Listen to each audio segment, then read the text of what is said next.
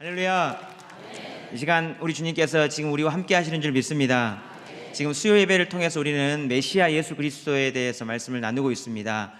지난 10주간의 말씀을 간단하게 요약하면요, 예수 그리스도는 하나님께서 구약부터 보내시려고 정하신 예언된 메시아였다. 그리고 그 예언이 이루어졌다.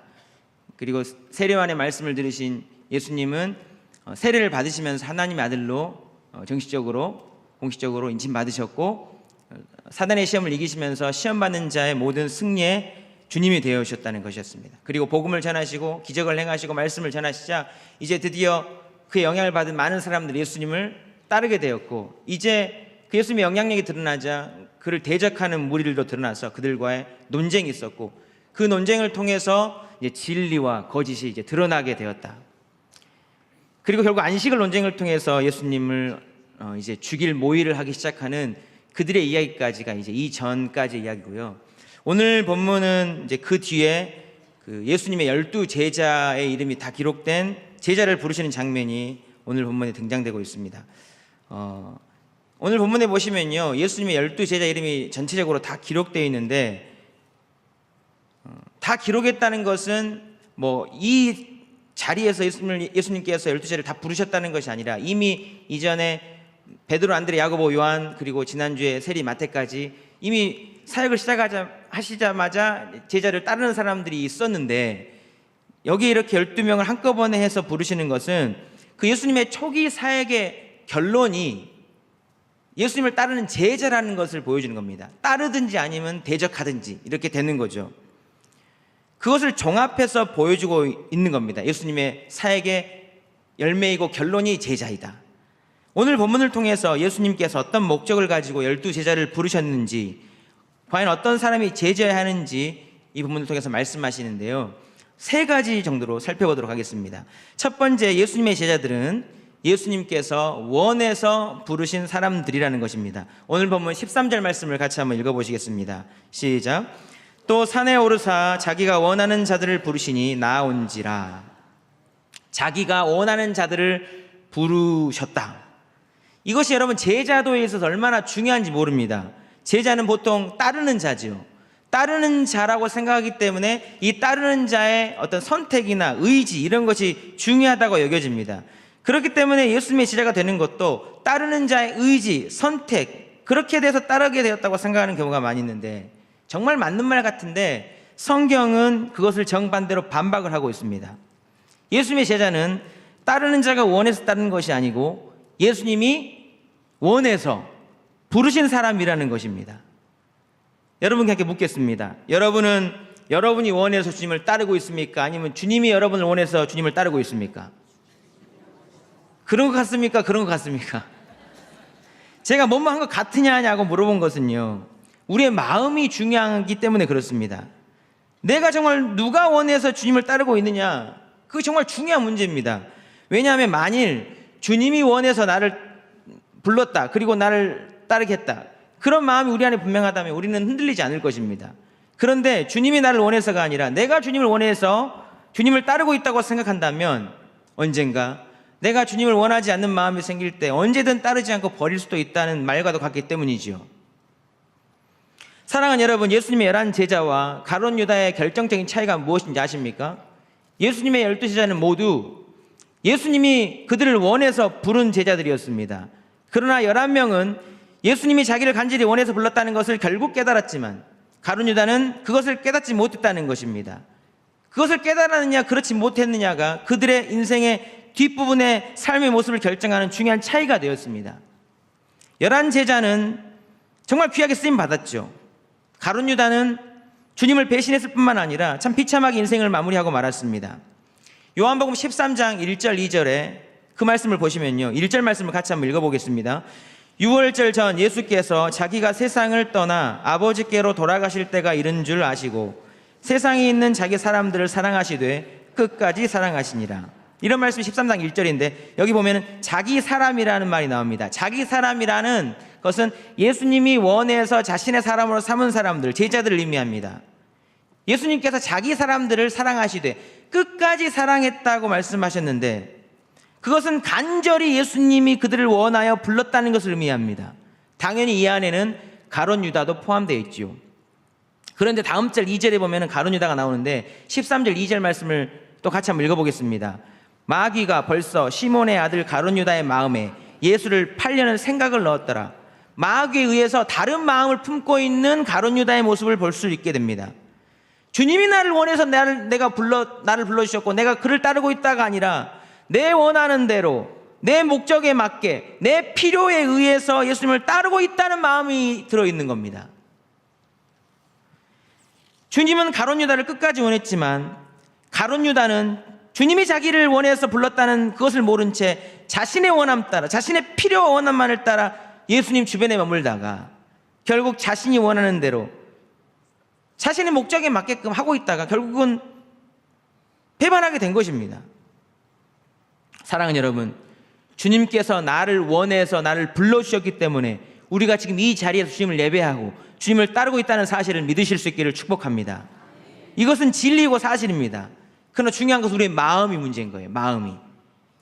마음은 그렇지 않을 수도 있다는 겁니다. 주님의 마음과 달리 한쪽 마음에서는요, 내가 선택해서 오지 않았는가, 내가 믿음이 있어서 여기까지 걸어 나오지 않았는가, 나의 믿음 때문에, 어떤 사람의 인도 때문에, 다른 이유 때문에, 여러 이유들 때문에 그런 마음이 드는 것이 사실인데 성경은 절대 아니라는 것입니다. 주님이 우리를 원해서 우리를 불러주지 않았다면 우리는 절대 이 자리에 올 수 없다는 것이 성경의 증언입니다. 주님이 원해서 나를 불러주셨고 나는 주님께 꼭 필요한 존재이며 나를 어떤 모양으로든지 원하셨다면 그 주님이 원하시는 모양 따라 쓰실 것이라는 사실을 잊지 말고 이 부르심의 분명한 확신과 정체성을 가지고 끝까지 변함없이 주님 따르는 저와 여러분 될 수 있기를 주님의 이름으로 축복합니다. 주님이 제자를 부르신 목적 두 번째는요, 우리와 함께 하시려고 부르셨다는 것입니다. 오늘 본문 14절 15절 말씀을 같이 한번 읽어보시겠습니다. 시작. 이에 12를 세우셨으니 이는 자기와 함께 있게 하시고 또 전도도 하며 귀신을 내쫓는 권능도 가지게 하려 하심이로라. 12명 제자를 세우신 이유를 분명하게 말씀해 놓으셨죠. 세 가지로 말씀해 놓으셨습니다. 첫 번째는 자기와 함께 있게 하시려고, 두 번째는 전도도 하며, 세 번째는 귀신을 내쫓는 권능도 가지게 하려 하심이로라. 예수님께서 12제자를 부르신 목적 세 가지를 말씀하셨는데 이 세 가지가 똑같은 평행적 위치에 있는 것이 아닙니다. 메인은 하나입니다. 잘 보세요. 이에 12를 세우셨으니 이는 자기와 함께 있게 하시고, 그랬죠? 그 다음에 또 전도도 하며, 또 첫 번째 자기와 함께 있게 하시고가 주 목적이고, 또 거기서 파생되는 것이 전도도 하며 귀신을 내쫓는 권능도 가지게. 예수님께서 12제자를 부르신 목적 딱 한 가지만 이야기하라면 분명하게 자기와 함께 있게 하기 위함이라는 겁니다. 이것이 최고의 목적이고 궁극적 목표이기도 합니다. 이걸 아는 것이 중요합니다. 우리는 보통 주님이 우리를 불러주셨을 때에 어떤 특별한 일을 하려고 부르셨다고 생각하게 됩니다. 맞습니다. 하나님께서 우리를 부르실 때에 어떤 특별한 이루시고자 하는 일들이 있기 때문에 부르신 것 맞습니다. 전도도 하고 생명도 살리고 선교도 하고 주님의 뜻을 행하는 것, 그리고 필요하다면 놀라운 권능을 받아서 주님과 같이 기적도 행하는 것 다 필요합니다. 그러나 여러분, 그 모든 일들이 우리 주님과 함께하는 가장 중요한 일과 대체될 수 없다는 것입니다. 또한 그런 일들은요, 주님이 우리와 함께 하시고 우리가 주님과 함께 제대로 하기만 한다면 이루어지는 일들이지, 우리가 신을 안 해도 주님이 다 하실 수 있는 일들 아닙니까? 근데 왜 그런 일들 하라고 말씀하시는가? 그것이 진짜 내가 주님과 함께하는 도구와 기회가 되도록 그렇게 하라고 추천해 주시는 거예요. 일이 우선이 아니다. 주님이 우리와 함께 하시는 것, 내가 주님과 함께 하는 것이 우선이 돼야 된다라고 말씀하시는 겁니다. 여러분, 주님과 함께 하고 계십니까? 대답이 좀 시원치가 않네요. 우리는 주님의 부르심을 받고 주님을 따르게 될 때에 주님이 나에게 무엇을 원하실까? 내가 주님을 위해서 무엇을 할까를 생각하게 됩니다. 너무나 정상적이고 타당한 반응이죠. 은혜를 주셨으니, 은혜를 받았으니 그 은혜를 어떻게 갚을 것인가를 생각하게 되는 겁니다. 근데 중요한데요, 그걸 너무 생각하다 보니까 온통 무엇을 해야 할까에만 집중하게 되는 겁니다. 그때 우리 주님 뭐라고 하시는가? 그만. 내가 할 테니까 너는 나와 함께 있자. 그러는데도 어떨 때 보면 주님은 제쳐놓고, 주님 제가 한다니까 말입니다. 주님은 가만 계시지 말이죠. 그러는 우리를 보게 된다는 것입니다. 사랑하는 여러분, 주님과 함께하는 것, 함께하면서 주님의 마음을 읽어내는 것, 그것에는 별로 신경 쓰지 않고 있다가 무엇인가를 해야 하는 것, 의무, 실천, 이런 게만 신경 쓰일 때 과연 주님이 그 모습을 보는 우리의 모습을 보고 어떻게 생각하시겠습니까? 기뻐하시겠습니까? 주님과 함께하고 있지 않으면서 전도 열심히 하고 봉사 열심히 하고 주님으로부터 오는 능력을 바라면서 문제가 해결되길 바라고 그렇게 신앙생활 하는 것이 맞는 신앙생활이냐는 것입니다. 절대 이거 주님이 원하시는 것 아닙니다. 우리를 부르신 목적은 함께하는 것입니다. 동행하는 것입니다. 주님의 마음을 읽어내는 것입니다. 세밀한 음성을 듣고 그 음성에 순종해야 하는 것이지, 우리의 뜻 따라 이것이 하나님의 뜻이라고 여기면서 열심히 하는 것, 그것을 원하시는 것이 아니라는 것입니다. 우리가 그 주님과 가까이 하면서 그 주님께로부터 능력을 받아서 그 주님이 감당하게 하시는 그 힘을 넉넉히 감당하는 그런 관계를 누리는 것이 우리 주님이 원하시는 것이다. 제가 결혼을 예로 들어볼까요? 사랑하는 여러분, 남자와 여자가 만나서 결혼하게 될 때 가장 놀라운 열매가 무엇입니까? 남자와 여자가 만나서 결혼을 하게 됐다. 자녀가 나오는 거죠. 엄마가 되고 아빠가 되는 것입니다. 정말 놀랍고 위대한 일인 것이 분명합니다. 그러나 결혼할 때부터, 하기 시작하기 전부터 나는 애를 낳기 위해서 결혼한다. 애만 낳으면 된다. 애를 낳기 위해서 배우자를 만난다. 만약 이런 사람하고 이렇게 결혼하게 됐다고 생각해 보십시오. 무서운 사람 아닙니까 정말? 사랑해서 함께 살고 싶어서 결혼을 해서 아이도 갖게 되고 그것이 키우고 돌보는 것이 힘들지만 기꺼이 감당하게 되는 것, 함께하는 것이 목적이고 그 아이는 열매 아니겠습니까? 예전에 신학교 다닐 때 신학교 오신 분들 중에 가끔 나는 사모가 비전이고 사명이다 하시는 분들이 있습니다. 사모가 되는 것이 비전이고 사명이다. 그래서 목사님과 결혼하기 위해서 신학교를 들어오세요. 충분히 그런 마음을 갖게 되기까지의 주님과의 특별한 만남이 있었으면 당연히 존중돼야 하지만, 근데 그냥 목사님하고 결혼하는 것이 목적이 되어서 목사님 배우자를 찾고 눈동자같이 막 지켜보고 있다. 정말 제가 목사이지만 정말 무섭다는 생각이 좀 듭니다. 그런 사람이 있었어요. 제가 그걸 보면서 나는 절대 저런 분하고 결혼하면 안 되겠다, 그런 생각했습니다. 제가 신학교 다닐 때 성경 연구 기관에서 신학대학원 입학하시는 분들을 위해서 3년 동안 성경을 가르쳤었습니다. 근데 그때 신학대학원 입학을 목적으로 오신 분들이 대부분이었지만 그 중에는 순수하게 성경을 배우려고 하는 분들도 몇 분 계셨고요. 그 중에는 특별히 몇 분의 사모님들도 와 계셨습니다. 그때 당시 총회 교육국인가 거기에 이제 장학금을 담당하시는 목사님의 사모님이 거기 와서 성경을 저에게 배우고 있었는데, 그 사모님께서 저를 좋게 보셨는지 이번 학기 총회에서 나오는 장학금 누군가에게 한 명 지정해 줘야 되는데 저 전사님한테 드리면 좋겠다, 이런 생각을 했던 것입니다. 저도 당시 매 학기 이제 장학금을 학비를 마련해야 했기 때문에 정말 그 이야기를 듣고 정말 감사하다는 생각이 들었어요. 그래서 장학금을 받으려고 그 사모님의 남편 목사님을 만나서 인터뷰를 하게 됐습니다. 정말 만났더니 아주 카리스마 있게 보이는 목사님이셨어요. 목소리도 걸걸하고. 목사님께서 저의 나이 등 기본 신상을 물어보시더니 갑자기 그러시는 겁니다. 그래, 그건 그렇고 지금 내 딸이 30인데 아주 착해. 지금 미국 어디 침례 신학대학원에서 공부하고 있는데 내 딸이랑 내년쯤 결혼해서 신학대학원을 졸업하고 미국 어느 침례 신학대학원 쪽으로 유학을 가라. 미국 침례교단 한국 장로교단과 참 비슷하니까 가서 공부를 하고 점점점점. 다음 달에 한번 꼭 들어오라고 해서 한번 만나보고 내년쯤 결혼해서 점점점점. 계속 그런 이야기를 하시는 겁니다. 처음 보시는 분이 한 번도 만나보진 당신의 딸과의 결혼을 말씀하시고 저의 인생의 마스터 플랜까지 쫙 작성해 오셔가지고 말씀을 해주셨어요. 제가 어떻게 반응했겠습니까? 아멘. 네, 좋은 제안해 주셔서 정말 감사드립니다. 하나님께서 저의 앞길 인도하시려고 목사님을 만나게 해주셨군요. 만나서 목사님 따님과 결혼하겠습니다 라고 했겠습니까? 제가? 절대 아니죠. 마음이 안 열려요. 결혼은 사랑하는 사람과 함께 하는 것인데 갑자기 이런 식으로 하시면 당황스럽죠. 그분이 왜 그렇게 하셨는지 이해는 했습니다. 그 사모님이 저를 좋게 보셔서 뭐 좋게 막 얘기해 주셨겠죠. 그리고 이제 딸이 결혼 정년기가 차가는데 마음이 급해서 걱정스러워서 그렇게 급해서 그냥 그렇게 이야기하셨을 수 있습니다. 근데 제 입장에서는 그렇잖아요. 결혼이 어떤 목적을 이루기 이전에 사랑해서 해야 되는 것 아닙니까, 여러분? 마음은 사랑해야 되잖아요. 예수님이 우리를 부르신 목적도 이와 마찬가지라는 겁니다. 전도하는 것 중요하고, 권능받아 능력을 행하는 것 두 번째, 세 번째 다 중요한데, 사랑하는 여러분, 가장 중요한 것은 우리 주님과 함께하는 것인 줄 믿습니다.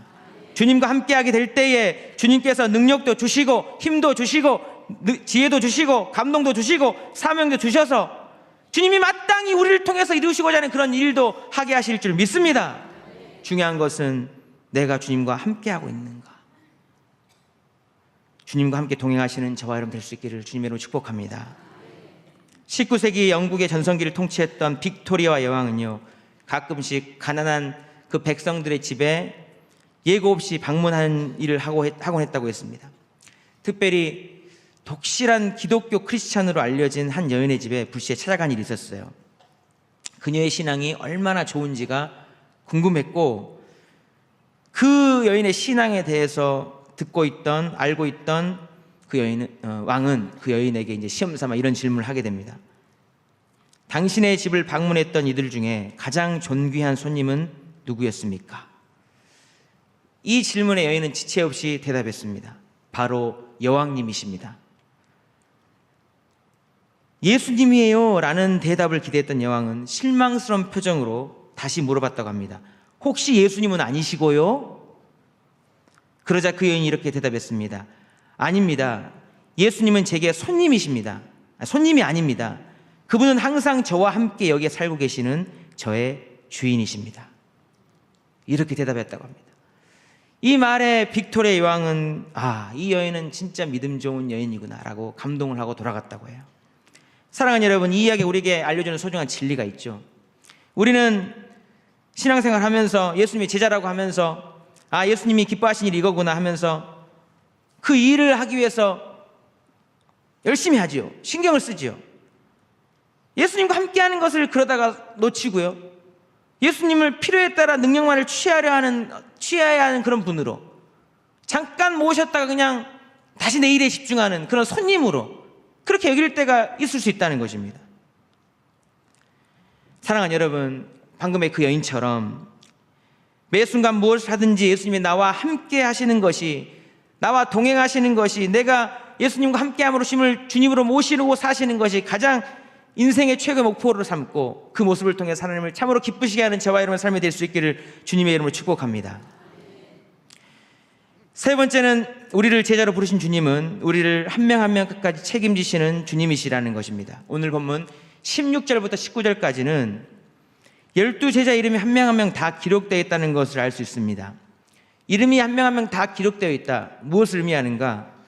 예수님께서 원해서 함께하고 싶어서 부르신 제자 이름 한 명 한 명을 예수님은 다 기억하시고 알고 계신다는 거예요. 관심이 있으시다는 겁니다. 그 이면에는요, 끝까지 내가 너와 함께할 거야, 책임질 거야 하는 주님의 간절한 소망이 담겨져 있다는 것입니다. 오늘 보면 16절 말씀을 한번 읽어보시겠습니다. 16절입니다. 시작. 이 12를 세우셨으니 시몬에게는 베드로라는 이름을 더하셨고, 시몬에게는 베드로라는 이름을 더하셨다라고 했습니다. 본래 시몬이었는데 다른 하나의 더 이름, 베드로, 반석, 내가 이 반석 위에 내 교회를 세우겠다 하신 그 이름을 더하셨다고 했습니다. 이름을 더하셨다는 것은 그에게 관심이 있으셨다는 것이고, 사랑하셨고 그에게 더 무엇인가를 해주고 싶으셨다는 그런 것을 의미하는 거죠. 우리도 그렇잖아요. 누군가에게 지대한 관심이 있을 때 그에 대해서 알아갑니다. 그리고 그 사람에 대해서 알아갈 때 너는 이런 사람이야 라고 말할 수가 있게 됩니다. 피상적인 이름이 아니라 그 사람은 이런 사람이야. 예수님도 마찬가지인 거죠. 베드로라는 이름을 더하시는 것이 바로 그런 겁니다. 17절도 보십시오.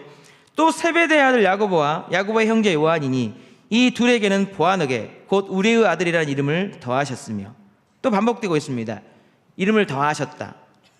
마찬가지로 예수님께서 이름을 더하실 정도라면 그들에게 세밀한 관심이 있으셨고 그들을 관찰하고 계셨고 지켜보고 계셨고 그에 합당한 이름을 주셨다는 거죠. 동시에 여러분, 그냥 그렇게 하셨다면 그냥 알아서 커라, 너희들 알아서 성장해야 된다, 그렇게 내버려 두시는 것이 아니라 세밀하게 부족한 것은 채워주시고 연약한 것은 덮어주시고 보호하시고 인도하시고 했다는 것을 의미하는 거죠. 즉 이름을 부르시고 이름을 더하셨다는 것은 제자를 부르셨을 때에 그 제자를 끝까지 붙들고 책임져 주시는 주님이시라는 것을 보여주시는 겁니다. 출애굽기 32장 33장에 여러분, 이스라엘 백성이 금송아지 우상 숭배를 하여서 하나님을 아주 경록해 한 적이 있었습니다. 그때 모세가 나타나서 이 하나님의 마음을 누그러뜨리는 그 대화를 한 그 내용의 골자가 무엇인지 아신가요? 하나님께서 이스라엘 백성을 출애굽시키시고 함께 하려고 부르셨잖아요. 함께 하시고 부르셨다면 끝까지 책임지셔야 되잖아요. 바로 그것이었습니다. 하나님이시라면 중간에 끝쳐버리고 끝내버리고 멈춰버리면 안 된다는 것이었습니다. 끝까지 함께 가주십시오. 출애굽기 33장 16절을 같이 한번 읽어보겠습니다. 시작. 나와 주의 백성이 주의 목전에서 은총을 입은 줄을 무엇으로 알리까? 주께서 우리와 함께 행하심으로 나와 주의 백성을 천하 만민 중에서 구별하심이 아니니까. 저기 밑줄을 보시면 주께서 우리와 함께 행하심으로, 그러니까 하나님께서 이때까지 우리를 택하여 불러 구원하여 주시고 이때까지 함께 행하셨잖아요. 함께 하신 하나님께서 그치면 안 됩니다. 앞으로도 함께 행하셔야 됩니다. 멈추면 안 됩니다. 이렇게 말하고 있는 겁니다. 책임지십시오. 그때 하나님의 대답이 무엇이었는가? 33장 17절. 여호와께서 모세에게 이르시되 내가 말하는 이 일도 내가 행하리니 너는 내 목전에 은총을 입었고 내가 이름으로도 너를 알미니라 라고 했습니다. 하나님의 마음이 누그러뜨려지면서 말씀했던 게 뭐냐? 내가 이름으로도 너를 안다, 이 말이었어요. 그러니까 하나님께서는 이 모세의 이름을 기억해낸 거죠. 실은 그 전에 모세가 하나님께서 제 이름으로도 저를 안다고 하시지 않았습니까? 라는 말을 먼저 했습니다. 그러니까 모세의 이름의 뜻이 무엇이었나? 물에서 건져내다는 뜻이었죠. 처음에 이스라엘 백성을 구원하시기 위해서 하나님이 모세를 부르셨을 때에 모세야 모세야 이렇게 출애굽기 3장이 불렀어요. 그 이름을 부를 때 그냥 그 모세 이름만을 부른 것이 아니었습니다. 이 모세라는 이름 속에 하나님의 구원의 계획을 다 담아서 너를 통해서 이 일을 이룰 거야 라는 그런 마음을 담아서, 그런 의지를 담아서 모세야 모세야 이렇게 불렀던 겁니다. 그러니까 모세 이름만을 부른 것이 아니라 당신의 의지, 내가 끝까지 책임질 거야, 내가 이건 잊지 않을 거야, 내가 모세야 모세야 너 이름을 불렀을 때 내가 너 이름을 기억하는 그 순간이라면 절대 내가 포기치 않을 거야 라는 당신의 의지를 담아 놓으셔서 그 이름을 부르신 겁니다. 내가 이름으로도 너를 안다는 말이 바로 그것을 기억하게 하는 거예요. 맞지, 내가 너를 부를 때에, 너 이름을 부를 때에 내가 끝까지 책임지겠다고 했지. 모세 물에서 건져내어 구원하겠다는 뜻이잖아. 내가 고난받던 이스라엘 백성을 구원해내서 끝까지 함께하기 위해서 이들을 애굽에서 건져내었지. 이것을 생각나게 하는 이름이었다는 거예요. 모세 이름을 불렀다는 것이 바로 이런 겁니다.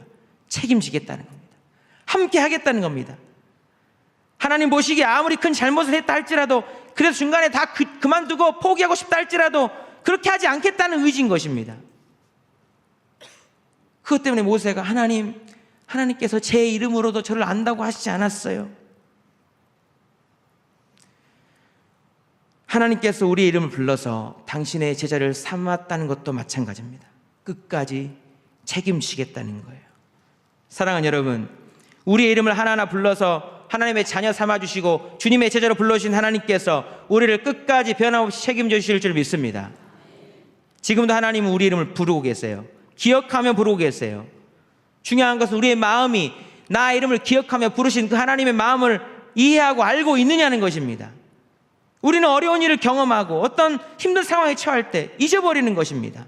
하나님 우리와 함께 하시지 않는 것처럼, 하나님 우리를 도우시지 않는 것처럼, 하나님 우리를 책임지지 않는 것처럼 속을 때가 있는 겁니다. 사단의 속임이에요. 그때 꼭 기억해야 됩니다. 하나님은 나를 알고 계시고 지금도 내 곁에 계셔서 근우야, 내 이름을 부르고 계신다는 겁니다. 근우야, 누구야? 내가 너를 알고 있다. 내가 너와 함께한다. 나 여기 있다. 미국에 수잔 앤더슨이라는 여인이 있었습니다. 이 여인이 어느 날 수술을 받다가 두 눈을 실명하고 말았습니다. 앞이 안 보이다 보니까 이 남편이 아내의 출퇴근을 계속 도와주었다고 합니다. 얼마간 시간이 지난 후 남편이 수잔 앤더슨에게 말했습니다. 여보, 내가 더 이상 이 일을 계속할 수 없으니 내일부터는 혼자 출근해야 되겠소. 남편의 이 말을 들은 수잔 앤더슨은 큰 배신감을 느꼈고요. 그녀는 보란듯이 이를 악물고 더듬어가며 출퇴근을 혼자 해냈다고 합니다. 넘어지면서 여러 번 서러운 눈물도 흘렸고요. 그러다 보니 점점 출퇴근이 익숙해져 갔습니다. 그러던 어느 날 그녀가 버스를 탔을 때에 운전기사가 무심코 말을 하는 겁니다.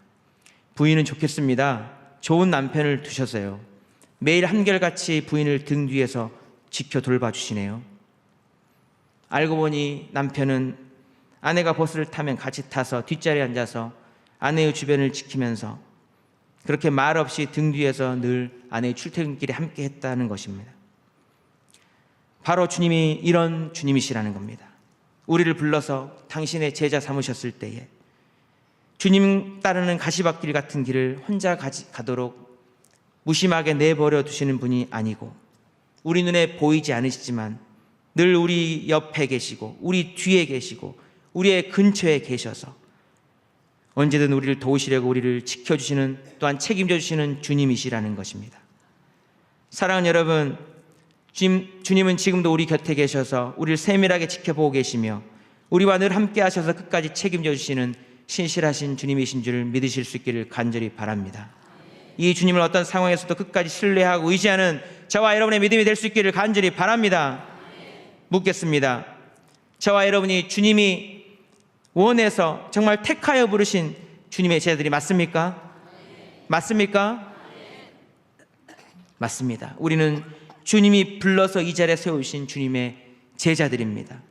우리는 때로 살면서 넘어지기도 하고 어려운 일을 겪으면서 서로 눈물도 흘리기도 하고 주님이 안 보여서 상처와 고독한 마음으로 답답한 마음에 엎드러져 있기도 하지만 그래서 제자답지 못한 모습으로 불평도 하고 원망도 하고 뒤돌아 설려 하기도 하고 그렇게 참 힘들게 주님 없는 사람처럼 그런 연약한 모습을 보이기도 하지만 그럼에도 불구하고 우리는 변함없는 주님의 자녀이고 주님의 제자들입니다. 그 주님께서 우리의 마음과 상관없이 우리와 함께 하셔서 끝까지 책임져 주실 것입니다. 나를 불러주시고 끝까지 책임져 주시는 주님을 신뢰하면서 주님의 제자로서의 정체성을 잃지 말고 끝까지 주님 따르는 귀한 삶 살 수 있게 되기를 주님의 이름으로 축복합니다. 우리는 연약하지만 끝까지 주님 신뢰하며 따를 때에 함께 하시는 주님께서 우리에게 그 주님의 제자에 합당한 능력과 사명도 주셔서 좋은 열매 거두어 하나님께 크게 영광 올려드리는 복된 제자들이 다 되게 하실 줄 믿습니다. 사랑의 아버지 하나님, 우리를 주님의 제자들로 불러주셔서 진심으로 감사드립니다. 나를 간절히 더 원하셔서 나를 불러주셨고 그 주님은 지금도 나와 함께 하시며 또 영원토록 함께 하셔서 책임져 주시겠다고 말씀하시니 감사드립니다. 이 주님 손 붙잡고 나도 무슨 일을 하기 이전에 주님과 간절히 더 함께 하기를 사모하는 제자들 되게 하여 주시고 나의 연약함과 어려운 상황들을 크게 보는 그런 사람이 아니라 나와 함께 하시는 주님이 내 안에 더욱 커짐으로 말미암아 흔들림 없이 주님 따르는 참된 주님의 제자들을 되도록 주님 축복해 주시옵소서. 감사드리며 예수님의 이름으로 기도드리옵나이다. 아멘.